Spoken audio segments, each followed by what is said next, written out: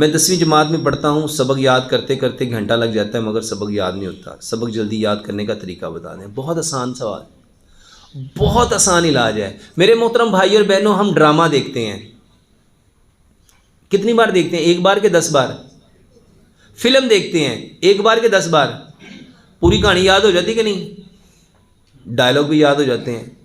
कुछ लोगों को तो सीन भी याद हो जाते हैं कि उसने वो सीन में जो कहा था ना, मुझे अभी भी वो याद क्यों होते हैं?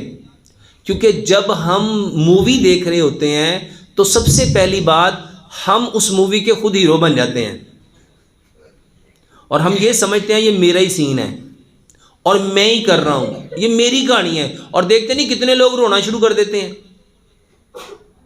कितने लोग जज्बाती हो जाते हैं। वो क्यों रोए? वो जज्बाती क्यों हुए? क्योंकि उन्होंने समझा ये मेरा ही है, ये मेरी कहानी है, ये मेरी फिल्म है, मैं ही हीरो हूं। मेरे मोहतरम भाई और बहनों, जब हम कोई चीज देखते हैं और उसमें इतना डीप चले जाते हैं कि हमें एहसास ही नहीं होता और 3 घंटे गुजर जाते हैं। और कोई बोर होता है? अच्छा, किसी को भूख लगी होती है, कोई खाना भी याद होता है।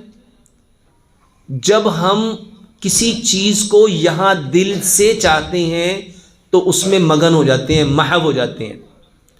किताबों को कभी फिल्म की तरह देखा ही, कभी चाहा ही। और फिल्म देखते हैं मज़ा लेने के लिए और किताबें पढ़ते हैं मुसीबत के लिए, मजबूरी।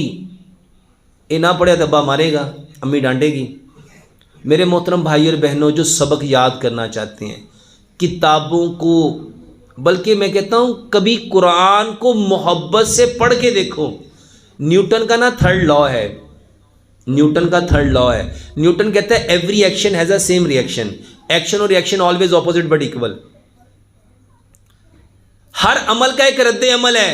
जब मैंने किताब खोली, मैं क्या की मुसीबत है, तो यहां केमिकल कौन सा पैदा होगा? कौन सा पैदा होगा? मुसीबत वाला। और जब फिल्म देखते हैं, कहते हैं आज तो नवा ही मजा आना है, आज तो कोई नवा ही सीन देखना है।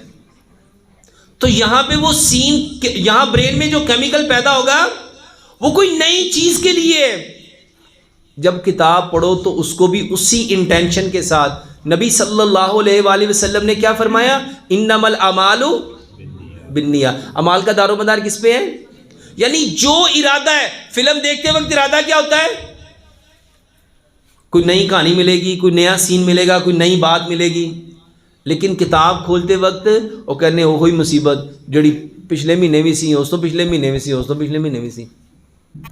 तो जब हम किसी भी चीज़ को जितनी मोहब्बत के साथ, आप किताब पकड़ो, उसको चूमो, आंखों से लगाओ, उसे प्यार करो, उससे मोहब्बत करो और उसे बताओ कि ये किताब नहीं है, ये मेरी ज़िंदगी बदलने का सबसे बेहतरीन टूल है।